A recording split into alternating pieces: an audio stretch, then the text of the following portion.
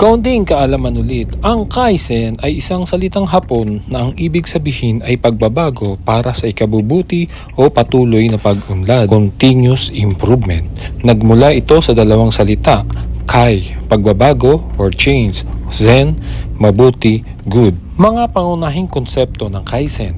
Unti-unting pagbabago, hindi kailangang biglaan. Ang mahalaga ay ang maliliit na hakbang sa araw-araw na nagbubunga ng malaking resulta sa huli.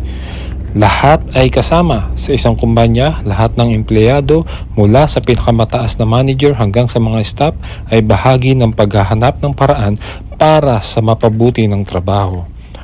Pag-alis ng sayang or waste, nakatuon ito sa mga pagbabawas sa mga prosesong walang silbi o nakakaantala upang maging mas mabilis at ligtas paggawa.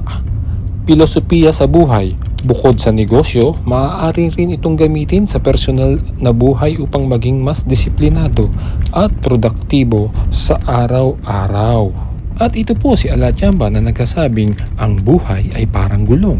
Minsan nasa ibabaw, minsan nasa ilalim tuwing madaling araw.